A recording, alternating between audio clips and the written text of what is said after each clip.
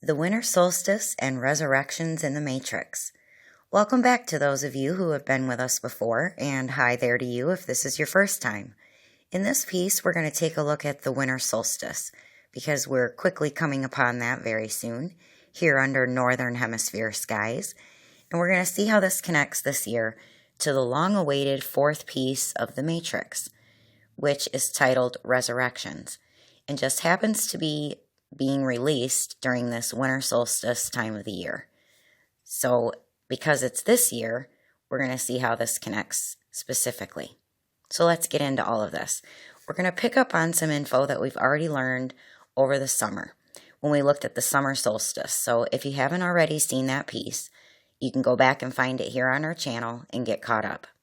So remember, the summer solstice is on June 21st every year under Northern Hemisphere skies, and it's the day of the year with the longest amount of daylight hours, and therefore the shortest amount of nighttime hours. The winter solstice is just the opposite, occurring on December 21st, so that's exactly 6 months apart on our 12-month calendar from the summer solstice, and the winter solstice is then the day with the shortest amount of daylight hours, making it the longest night of the year. Another opposite to keep in mind here with the solstices is that when it's the summer solstice under northern hemisphere skies, it's the winter solstice under southern hemisphere skies. When it's the winter solstice under northern hemisphere skies, it's the summer solstice under southern hemisphere skies. This is caused by how everything is moving in the sky above our heads, and it's most obvious when we look at the cyclical movement of that big warm yellow light in the sky we call the sun. The first perspective we're going to take on this is by taking a look at the path of the sun through the lens of what is known as Gleason's map.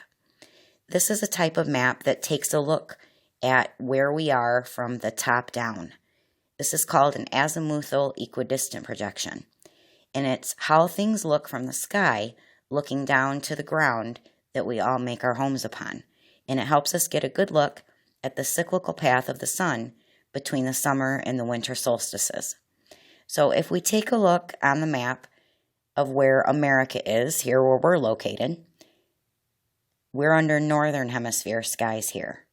But during our winter solstice, we're going to see that the sun is going to be cycling above our heads at its furthest, most southern distance away from us that it reaches all year.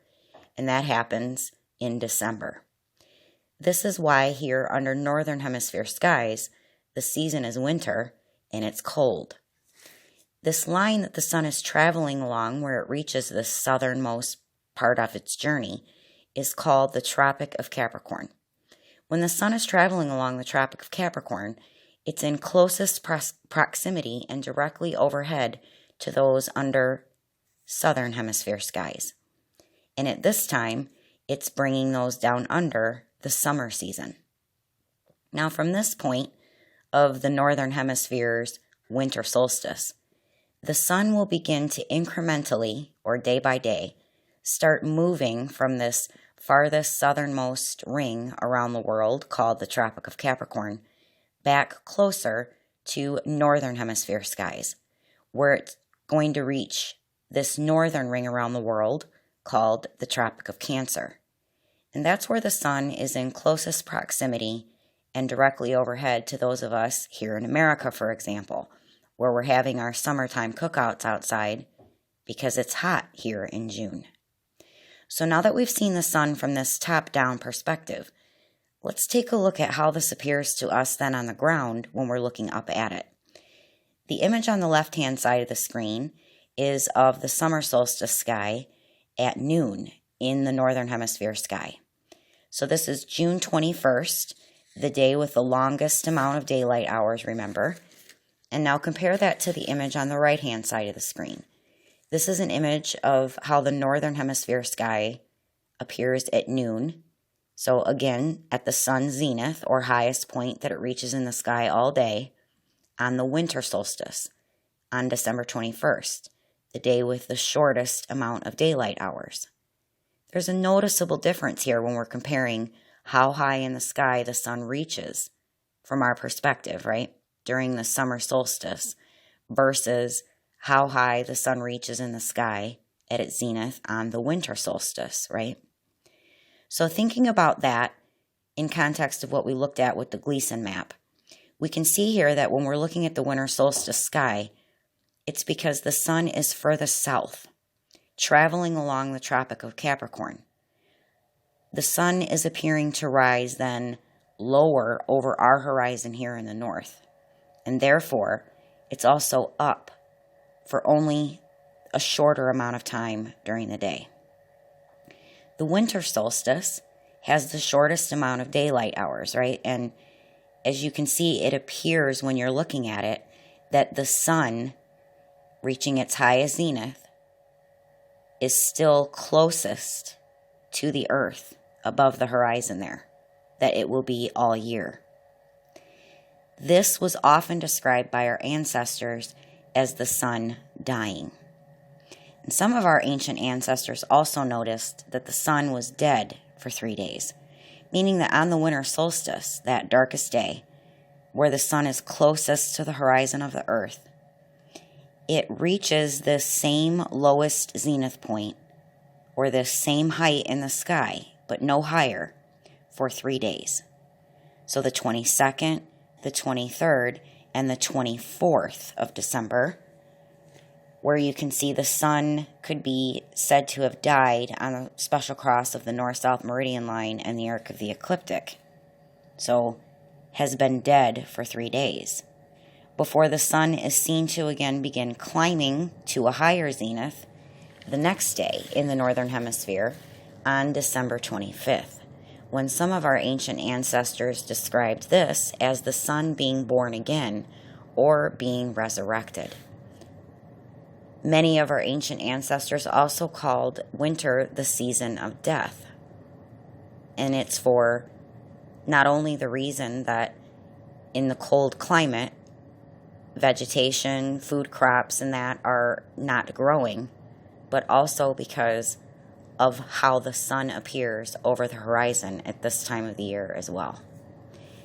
Now, December 25th corresponds to the day when the sun will begin making its way back closer to the northern hemisphere skies again, or back closer to the Tropic of Cancer, like we looked at on the Gleason map.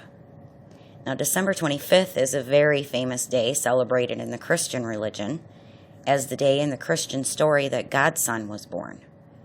But I'm sure you probably already noticed that connection, right?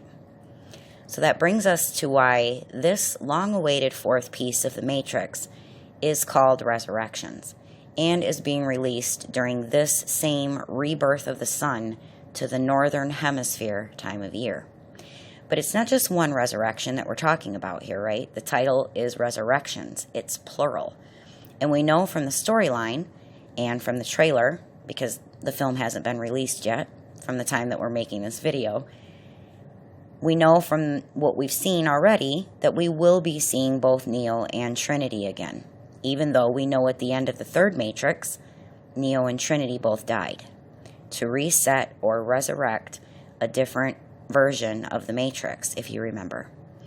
You may also remember that at the moment Neo died at the end of the third film, a small cross of light appeared over Neo's heart, which spread and grew out just like his outstretched arms, looking like a cross too, and grew into what might be described as fiery angel's wings. We're going to keep that in mind and look at that again. Now, we only have about a week or so from the time I'm making this video to see if we're right when Resurrections, or the Matrix 4, is actually released. But based on the discoveries that we've made about the real oracle in the sky, we can make some predictions already about what we can expect to see presented in the storyline, knowing in advance, without even having seen the movie yet, that it will match scene by scene, detail by detail, to what's going on in the real oracle in the sky above our heads. And if I'm right, it will match the sky story that will play out corresponding to the day of its release. Meaning, this film isn't just being released during the winter solstice in the northern hemisphere on any year. It's specifically the winter solstice of 2021. So let me leave you with this as we're nearing the end of this piece. This is an image of the northern hemisphere sky on the winter solstice, December 21st, 2021, during the first hour after sunset. Notice that we've got the planet Venus just above the western horizon. She's playing the role of the evening star here, staying up after the sun has gone down.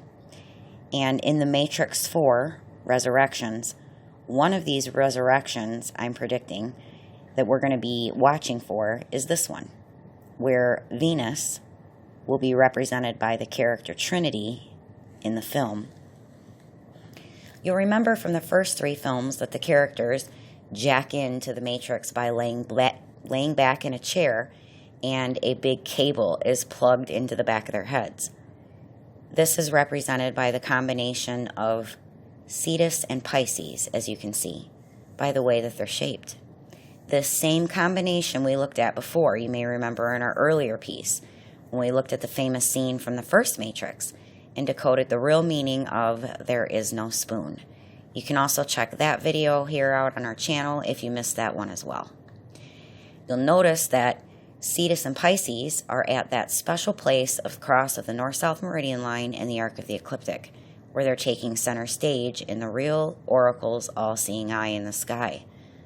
Follow the line from Cetus to the constellation it connects to, Orion. Eridanus the river connects this Cetus-Pisces combination, or the jacked in from the real world character, to Orion, representing the character that's now jacked in to the Matrix on the other side. Notice Orion is only just half of the way emerged from the eastern horizon of the Earth at this time. Or you can think of it as Orion has not fully awakened, or hasn't fully emerged, or his whole body has not yet been remembered or resurrected yet. And look over Orion's shoulder and notice only one of the twins of Gemini has yet emerged from the east as well. And finally notice that Orion and Venus, or Neo and Trinity, are exactly opposite from each other in the sky at this time. So we're going to move forward from the winter solstice through the release date of the film, through the Christmas holiday for Christians, and take a look at the sky again and what's happening on December 31st, 2021, the day that many here on the ground celebrate as New Year's Eve, the death of the old year, and the next day will be the birth of the new. Again, the hour after the sun is set is when we're looking, and notice that Venus, or Trinity, is now descending into the western horizon. The foot of Cetus is almost touching that special cross of the north-south meridian line in the arc of the ecliptic. Tied to Cetus by Eridanus is Orion, or Neo, here in this Matrix story. And Orion is almost risen completely. But for Orion's or Neo's last star. And the constellation of Gemini, the twins, over Orion's shoulder, take a look now here on New Year's Eve, where the twins are now both together above the eastern horizon, looking like they're holding hands, looking just like the famous scenes, many of them, right, from the first Matrix movies of Neo and Trinity's adventures together. But here's something interesting to show you before we move ahead from this New Year's Eve at sunset sky story that we're looking at here. We're going to have to shift our perspective to the underworld from our northern hemisphere viewers' perspective, but we're still looking at the same sky story. We're looking at these constellations that are not visible from our perspective in the north, but these same constellations do still exist and are visible to those stargazers in Australia, for example, commonly called the land down under. Now, if we go for another deep dive into the celestial sea and we plunge all the way down, following the north-south meridian line, look at what we find. Crux, also known as the Southern Cross, hanging on the north-south meridian line. This is why at the moment of Neo's death in the third matrix, we see this image with spreading flaming wings, right? As he was given, as this light of the cross spread. We'll look at the phoenix, the mythical fiery bird, the constellation that sits just at the horizon, hanging right on that north-south meridian line too. And just for good measure, go up above that, back to that special cross of the north-south meridian line in the arc of the ecliptic, to see Cetus Pisces, looking like the jacked into the matrix one last time, Neo, before he grows flaming wings from the cross on his chest like an angel. And perhaps those wings are Pisces. So Venus, or Trinity, is dying into the western horizon, while at the same time, Orion, or Neo, has not yet been fully resurrected until we go forward to the next day, to what we commonly celebrate as New Year's Day at sunset, the birth of a brand new year, where we see Venus has now completely descended or died into the western horizon of the earth, while Neo, or Orion, is now fully risen. Every star in the constellation is now fully visible, or Orion, or Neo in this story, is remembered or resurrected. It's my prediction that this next piece of the Matrix Resurrections will follow this template from this time. And thankfully, we won't have to wait much longer to find out if I'm right. You can check out our other videos on our channel for more, or visit our website, starsnearme.com, for even more. All the links are down in the description. Until next time, stay lit and be well.